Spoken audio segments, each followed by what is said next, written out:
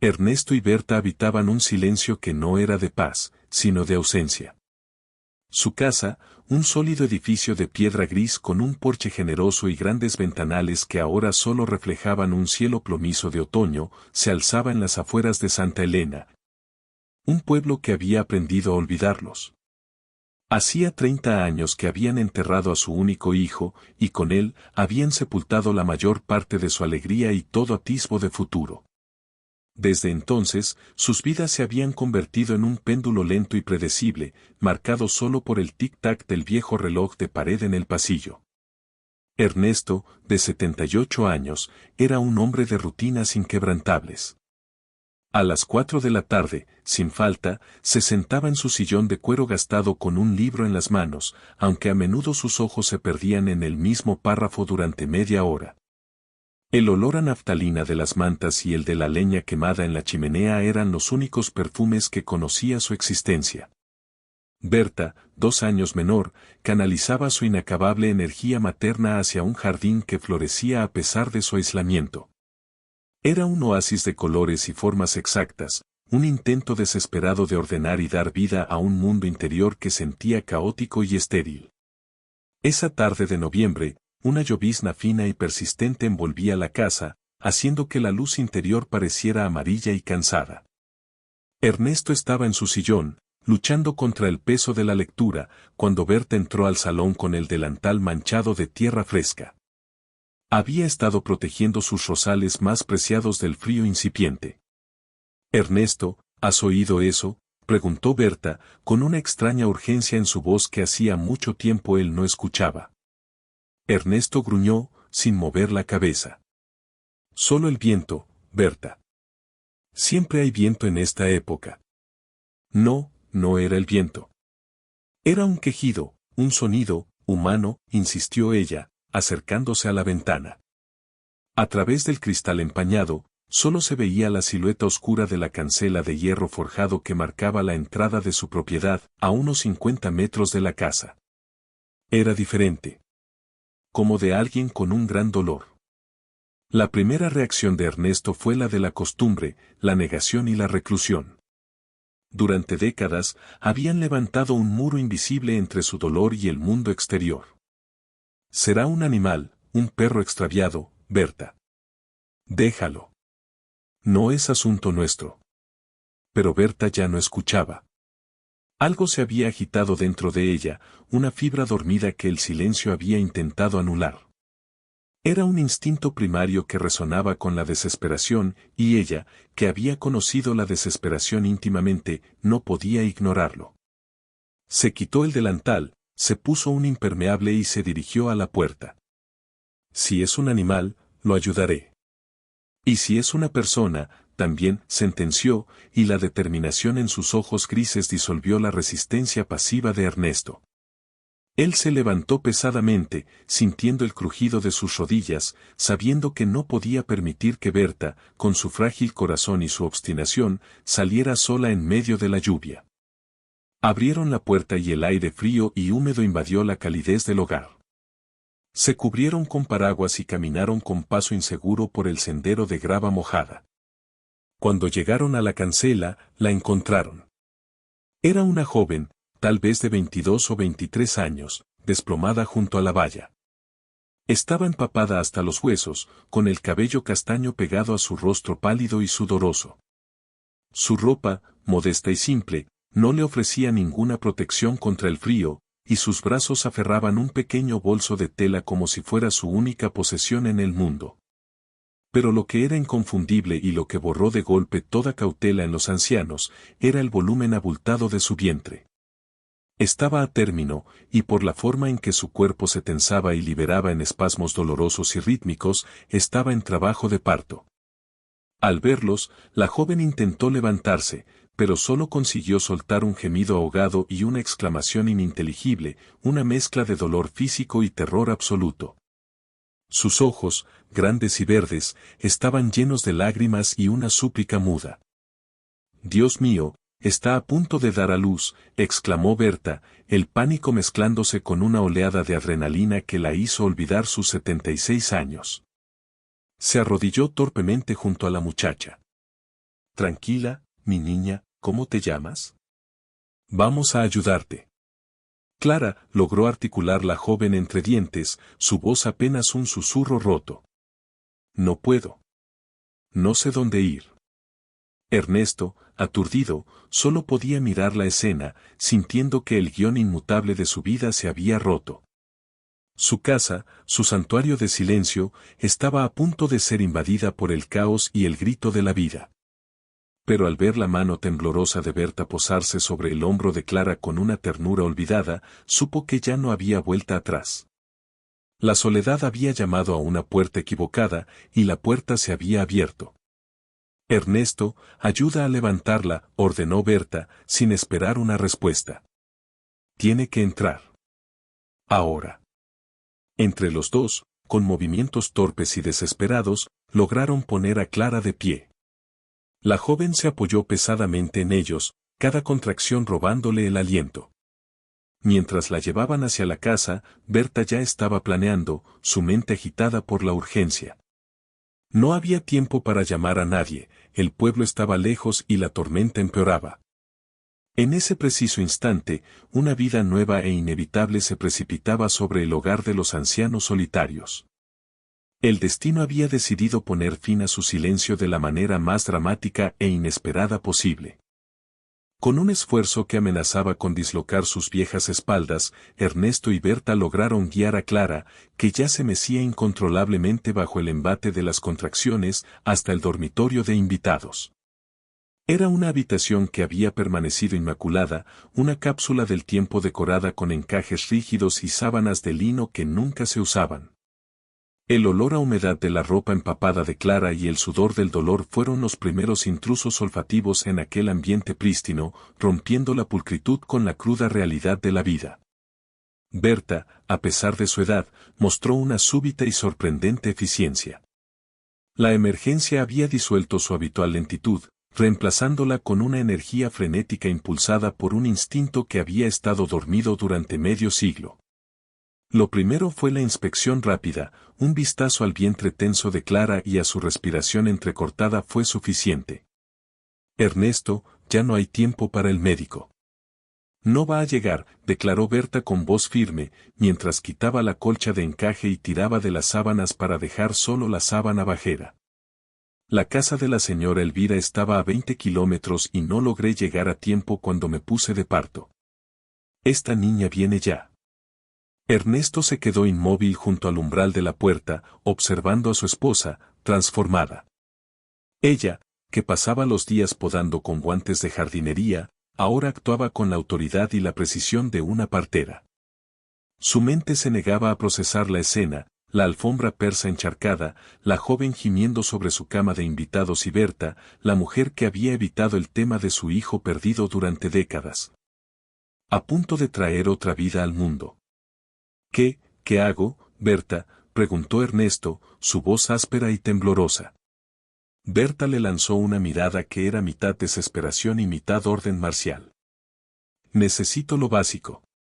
Ve a la cocina. Pon agua a hervir, mucha. Quiero las toallas de baño más grandes y limpias que encuentres, las del armario de arriba. Y trae la manta de bebé que guardo en el baúl, rápido, Ernesto, y un cordón de zapato limpio o un hilo grueso. El torrente de comandos actuó como un electroshock en Ernesto. Necesitaba una tarea, un propósito para enfrentar el caos. Salió del dormitorio y cruzó el pasillo como un fantasma, el tic-tac del reloj acelerándose en su percepción. En la cocina, sus manos, acostumbradas a levantar tazas de té, ahora buscaban ollas y encendedores con una urgencia que no sentían desde hacía 30 años. Cada acción era un acto de profanación a su rutina, el ruido del agua corriendo, el golpe de las puertas de los armarios, el chirrido de las tijeras que esterilizaba torpemente con agua hirviendo. Mientras Ernesto se afanaba en la cocina, Berta se centró en Clara. Se arrodilló junto a la cama y tomó la mano helada de la joven entre las suyas cálidas y curtidas. Clara, mírame. Estás a salvo. Mi nombre es Berta, y te voy a ayudar, dijo, con una calma que no sentía. Necesito que respires por mí, despacio, ¿estás sola, mi niña? Clara apretó los dedos de Berta con una fuerza sorprendente. Las lágrimas corrían por sus sienes, pero sus ojos se encontraron con los de la anciana. Sí. Sola. Huí huyendo. No pude llegar a la ciudad. Llevo 2 días andando. La última palabra fue cortada por una contracción monstruosa que la hizo arquear la espalda. Berta sintió una punzada de dolor y furia. ¿2 días andando? ¿Sola en el frío? El dolor de Clara era la encarnación de la vulnerabilidad y la injusticia. En ese momento, Berta no vio a una extraña, sino a una hija en apuros, la que no pudo proteger hace décadas. SHHH. No hables. Solo puja cuando sientas la necesidad, pero aún no, susurró Berta, limpiando el sudor de la frente de Clara. Olvídate del mundo, Clara. Ahora solo existimos tú y este bebé. Respira, respira, estás haciéndolo muy bien. El sonido del primer grito animal y desesperado de Clara rompió el silencio de la casa como un cristal. El eco llegó hasta la cocina, donde Ernesto casi deja caer el caldero hirviendo. El grito era el de un dolor insoportable, pero para Ernesto, fue también el primer sonido auténtico que resonaba en esas paredes desde la última risa de su hijo. Sintió un escalofrío que no era de frío, sino de una memoria dolorosa, pero también de una expectativa aterradora. De repente, Berta gritó desde el dormitorio, y su voz estaba llena de una emoción que era a la vez terror y triunfo. Y Ernesto, ven ahora, ya está coronando. Ernesto dejó el caldero sobre la encimera y corrió, olvidando sus rodillas y su edad. Entró al cuarto y la imagen lo golpeó, Berta, con el cabello desordenado, las manos manchadas y el rostro iluminado por una concentración feroz, guiando el nacimiento.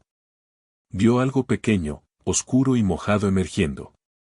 Por primera vez en 30 años, Ernesto no vio la muerte, vio el inicio. Se acercó a la cabecera, sujetó la mano de Clara y sintió el pulso acelerado de una vida ajena, que de pronto, dependía enteramente de su olvidado hogar. Un último y poderoso empuje, un grito agudo, y un sonido nuevo y milagroso llenó el aire. El silencio que siguió al primer grito del bebé no fue el silencio vacío al que estaban acostumbrados Ernesto y Berta, sino uno lleno de significado, un silencio de asombro, de agotamiento y de triunfo. Ernesto soltó la mano de Clara, sus dedos entumecidos por la tensión, y se acercó a la cabecera de la cama. Vio a Berta sosteniendo un pequeño bulto rosado, resbaladizo y gritón, que se debatía vigorosamente contra el paño de toalla que lo envolvía. Las manos de Berta, hace unos minutos expertas en la poda y ahora manchadas de vida, eran firmes. Sus ojos brillaban con una intensidad febril, la emoción de la victoria sobre la muerte y la soledad. Con una habilidad que parecía surgir de una vida pasada, utilizó las tijeras esterilizadas y el cordón de zapato que Ernesto había traído para cortar el cordón umbilical, cerrando el vínculo físico entre la madre y la criatura. Es una niña, murmuró Berta, su voz ronca por la tensión. Nunca antes Ernesto la había oído hablar con esa mezcla de reverencia y profunda satisfacción. Ella limpió suavemente el rostro de la bebé, y al hacerlo, los gritos se calmaron. La niña abrió unos ojos oscuros y grandes, mirando al mundo por primera vez bajo la luz débil y amarilla de la lámpara de mesa. El olor a hierro y humedad se mezclaba ahora con un perfume dulce y primario, el olor a recién nacido. Berta envolvió a la bebé con la manta de punto que había guardado en el baúl durante décadas, la manta tejida para su propio hijo que nunca se había usado. Al contacto con esa lana suave, la niña se acurrucó y emitió un sonido suave, un gorjeo que era más música que queja. Berta se volvió hacia Clara, que yacía exhausta pero radiante en la cama. Aquí tienes, mi niña. Es hermosa. Una luchadora. Clara estiró los brazos con temblorosa devoción. Cuando el pequeño peso fue depositado sobre su pecho, un sollozo silencioso sacudió su cuerpo. No era un sollozo de dolor, sino de alivio absoluto. Acarició la cabecita de la bebé, y la simple acción llenó el aire de una ternura tan poderosa que Ernesto tuvo que mirar hacia otro lado, sintiendo un nudo inmenso en la garganta. Ernesto se acercó a la cama, mirando de reojo. Vio la perfección de los diminutos dedos, la respiración rápida del pecho que subía y bajaba. Vio la vida sin la mancha de la tragedia. Fue un golpe de gracia a su armadura de apatía. Su hijo, el recuerdo de su hijo, siempre había estado asociado a un ataúd pequeño. Esta niña, en cambio, estaba asociada a un aliento vibrante. ¿Cómo se llamará?, preguntó Ernesto, la primera pregunta que hacía que miraba hacia el futuro en lugar del pasado. Clara levantó la vista hacia ellos, una sonrisa débil en sus labios agrietados. Se llamará Elisa, susurró. Quiero que tenga un nombre fuerte, un nombre simple. Luego, miró a Berta y a Ernesto, y la gratitud inundó sus ojos. Ustedes, me han salvado. No sé cómo pagarles. Ernesto, sintiendo el impulso de hacer algo más que quedarse quieto, se acercó a la chimenea y avivó el fuego. No hay nada que pagar, Clara. Estás aquí y estás a salvo, dijo, su voz sorprendentemente firme. Berta, sin embargo, ya estaba en modo pragmático. Ahora, lo más importante. La niña necesita comer, y tú necesitas descanso. Ernesto, voy a encargarme de Clara y la niña. Tú tienes que salir. Ernesto se giró, confundido. ¿Salir? ¿A dónde? Necesitamos leche, pañales, ropa de bebé. No tenemos nada aquí, Ernesto. Hemos vivido en una burbuja, replicó Berta, mirando alrededor del dormitorio con una nueva conciencia de su vacío. Necesitas ir al pueblo, al supermercado, a la farmacia. Tienes que hablar con alguien, tal vez con el doctor Gómez, solo para asegurarnos de que todo está bien. La simple orden de salir, de interactuar con el mundo exterior que habían rechazado, parecía una tarea monumental para Ernesto. Hacía años que no entraba a la farmacia, años que su única interacción social se limitaba al cartero. Pero la idea de que esa pequeña y vulnerable criatura que ahora dormía apaciblemente necesitaba su ayuda era un motor más fuerte que su aversión al mundo. Ernesto se ajustó la chaqueta y se dirigió a la puerta. Al detenerse en el umbral, miró de nuevo a Berta, que acunaba a Elisa y le sonreía a Clara con una dulzura inimaginable. La imagen de las tres, rodeadas de la manta del pasado y el caos del presente, era un cuadro de vida que había destrozado su rutina. Salió a la lluvia y al frío, no como un anciano solitario que se retiraba, sino como un hombre con una misión urgente, impulsada por un aliento de esperanza. El viaje al pueblo sería su primer paso fuera de la jaula autoimpuesta de su dolor. El viejo pick-up de Ernesto, que había permanecido inactivo bajo una lona en el granero durante la mayor parte de la última década, tosió y se puso en marcha, llevando a su conductor por el camino de grava hacia Santa Elena. El viaje era corto, pero para Ernesto se sentía como una odisea a un continente olvidado. Sus manos en el volante se sentían extrañas y el reflejo de las luces del pueblo sobre el asfalto mojado le picaba en los ojos. Al llegar a la plaza, la diferencia entre el Ernesto que se había ido y el que regresaba era palpable, aunque invisible. Entró en la farmacia de Doña Carmen, un establecimiento que había visitado solo 2 veces en los últimos 15 años, ambas por medicinas para la artritis de Berta. El tintineo de la campana de la puerta hizo que todos los clientes habituales se giraran, observando al viejo Ernesto, con una mezcla de curiosidad y cautela.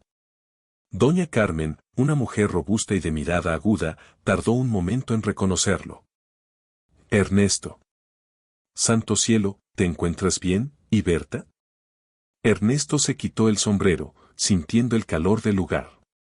Abrió la boca para pronunciar su coartada ensayada sobre un pariente lejano, pero la urgencia de la vida que había dejado atrás lo superó. Necesito muchas cosas, Carmen. Cosas de bebé. De emergencia. Su voz era un poco más fuerte de lo que había planeado. Fórmula, la mejor. Pañales, talla recién nacido. Pomada. Termómetro. Un biberón, 2. Y necesito que llames al doctor Gómez, dile que una joven en mi casa acaba de dar a luz a una niña, y necesitamos que venga a revisar a ambas en cuanto pueda. El silencio que siguió fue atronador. Las conversaciones se detuvieron. La noticia de un nacimiento en la casa de los ancianos solitarios era el terremoto social más grande que Santa Elena había experimentado en años. Doña Carmen se recuperó rápidamente, su profesionalismo tomando el control. Empezó a reunir los artículos, pero la curiosidad la obligó a preguntar, en voz baja. «Una joven, ¿quién es, Ernesto?» «Se llama Clara». «¿Y está sola?», contestó Ernesto, esquivando la mirada. En ese instante, al tomar de las manos de Carmen un pequeño mameluco de lana de color amarillo brillante con un bordado de un pato, sintió una punzada. Era el tipo de prenda que Berta había deseado comprar para su hijo. El dolor era el mismo, pero por primera vez, no era estéril. Este dolor venía acompañado de la posibilidad de un cuidado real. Pagó, sintiéndose ligeramente desorientado por el gasto y el trato, pero extrañamente vivo. Mientras tanto, en la casa, el caos comenzaba a ordenarse. Berta había limpiado la habitación y cambiado las sábanas, y ahora estaba sentada junto a Clara, ayudándola a intentar que Elisa se prendiera al pecho. La niña, exhausta, se negaba. «No te preocupes. Lo intentaremos más tarde, y si no, usaremos la fórmula de Ernesto», dijo Berta, frotando suavemente la espalda de Clara. «Ahora, cuéntame, cariño, ¿qué te trajo hasta aquí, tan sola y en estas circunstancias?» La pregunta, formulada con una ternura sin juicio, rompió la última barrera de Clara.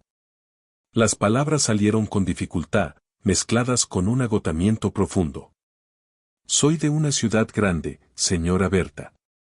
Mi familia es gente importante, pero muy estricta. Ellos son dueños de la idea de lo que debe ser la vida, no yo», comenzó Clara, mirando la perfección de su hija. Cuando supieron del embarazo, exigieron que la diera en adopción inmediatamente. Para ellos, era una mancha, un error que debía ser borrado. Me encerraron, esperando que pasara el tiempo. Clara respiró hondo, las lágrimas volviendo a sus ojos. Mi única opción era huir. No podía permitir que me quitaran a mi hija. Escapé hace una semana, tomando trenes y autobuses hasta que se me acabó el dinero. Sabía que si me quedaba en la ciudad, me encontrarían. Quería perderme, llegar a algún lugar tranquilo, pero la niña, ella no me dio tiempo. Me bajé del último autobús y me dirigí al campo, buscando un lugar donde esconderme de la lluvia, y llegué a su verja. Berta escuchaba, sus ojos fijos en la desesperación de la joven. El miedo en la voz de Clara era tan real como el dolor que había sufrido. La historia de la joven resonó con la propia necesidad de Berta de proteger lo vulnerable. Vio a una madre, no a una paria, luchando por el único futuro que deseaba. «Estás a salvo, mi niña», repitió Berta, susurrando la promesa. «Aquí, las reglas de tu familia y sus juicios no tienen poder. Este es un hogar viejo y aburrido, pero es seguro». En ese momento, las luces del pick-up de Ernesto barrieron la ventana. Berta se levantó con una sonrisa cansada. «Aquí viene tu fórmula de rescate», dijo.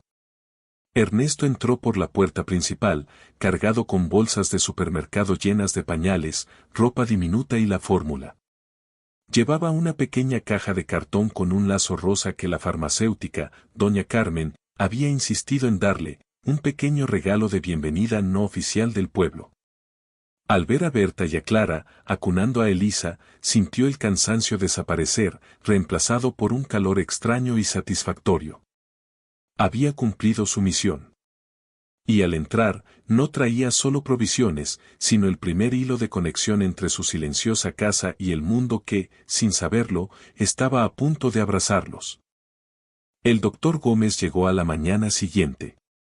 Su presencia en la vieja casa de piedra fue un acto formal que trajo consigo la bendición de la normalidad.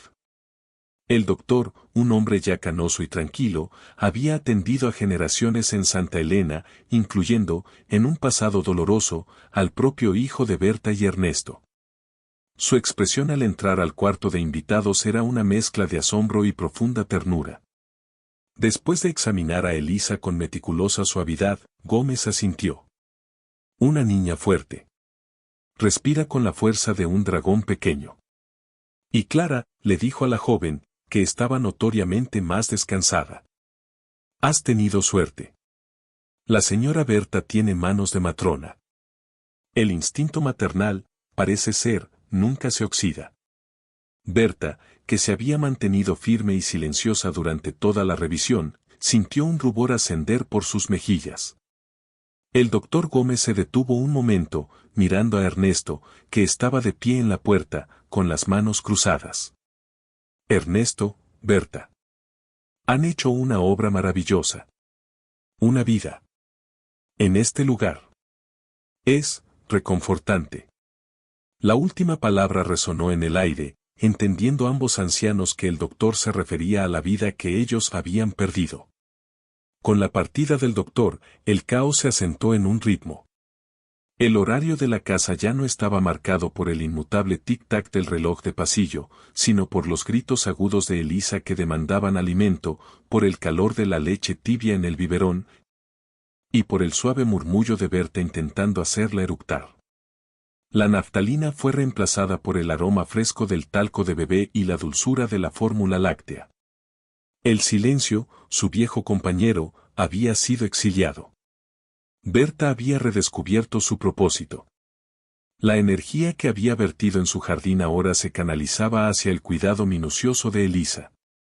La niña pasaba la mayor parte del día en sus brazos, envuelta en esa manta de punto guardada.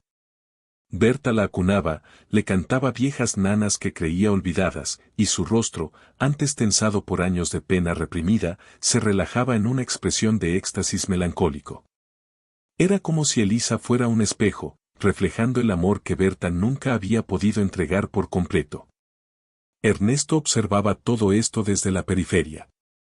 Él continuaba con sus rutinas de la mañana, pero ahora, en lugar de sentarse a leer el periódico, se encontraba en el umbral del dormitorio, observando a la madre y a la bebé.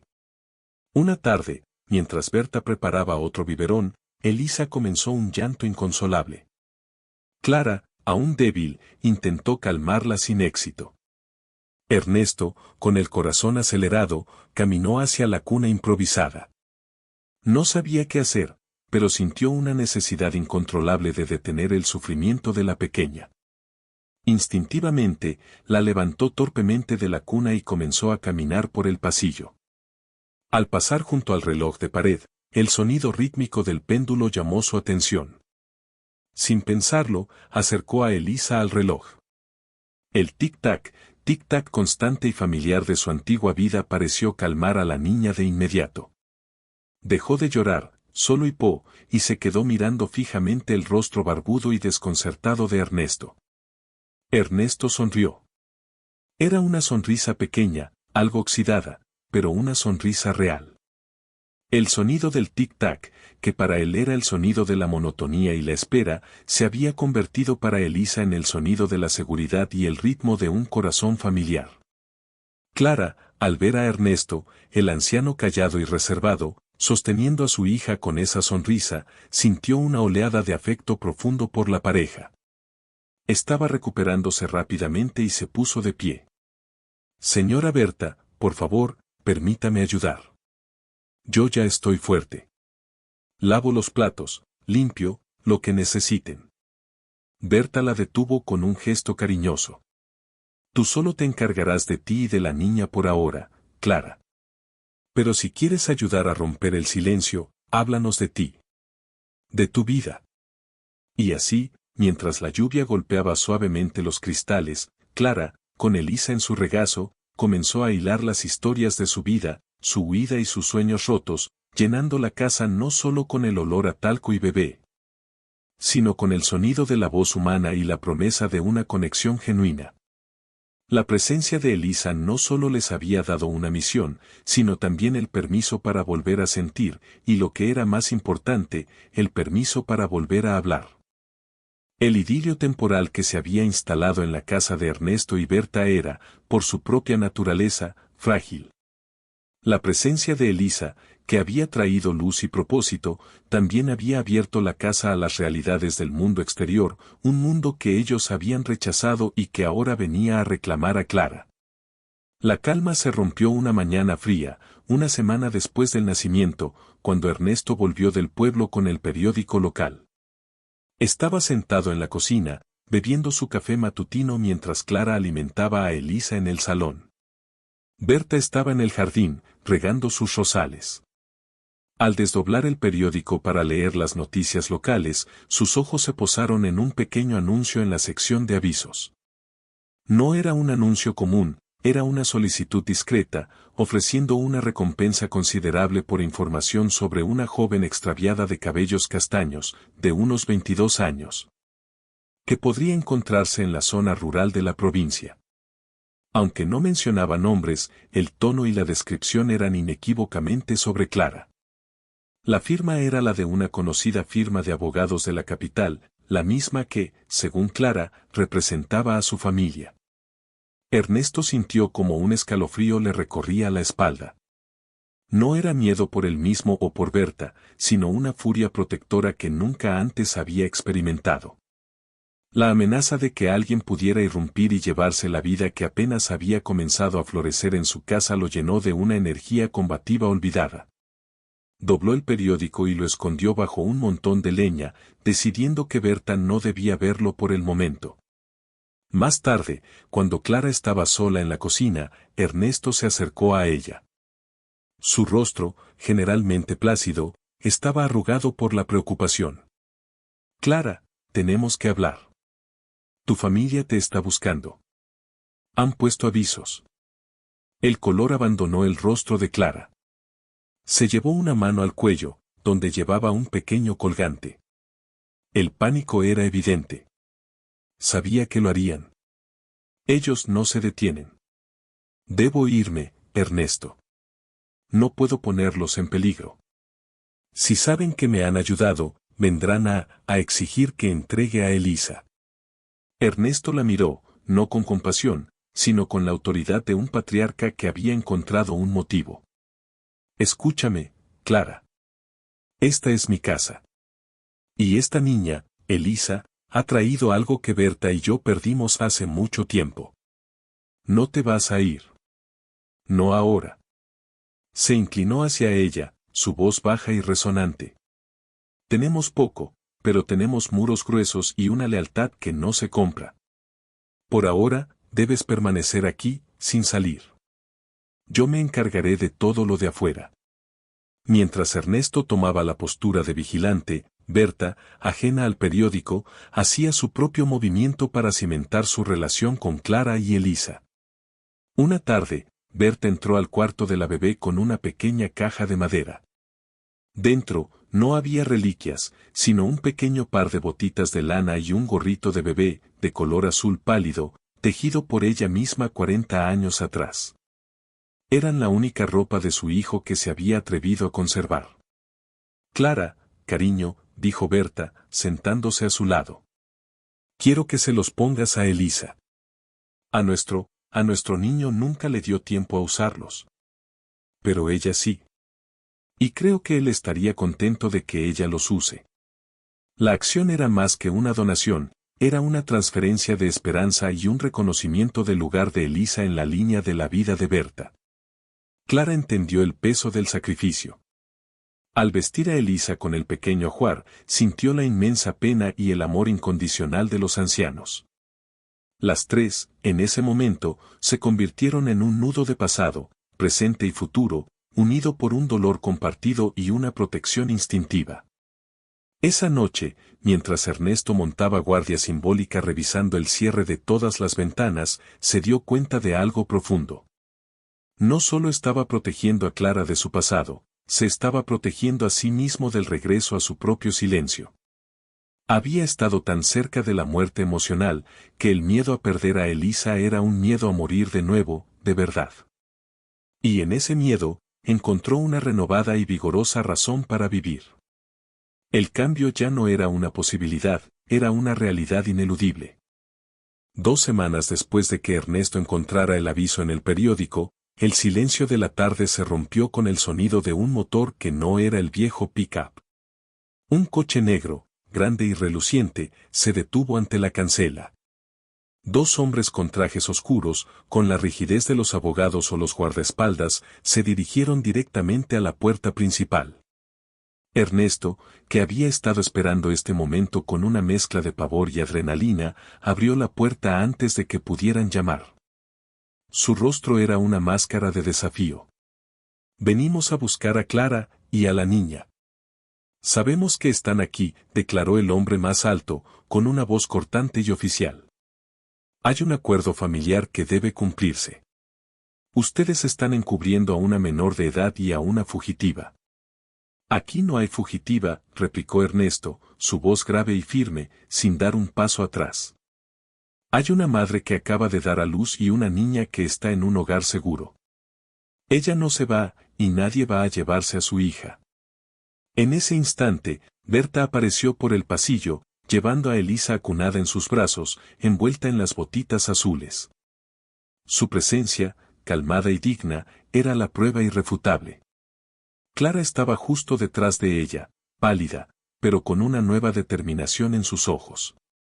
Berta se dirigió a los hombres con una calma devastadora.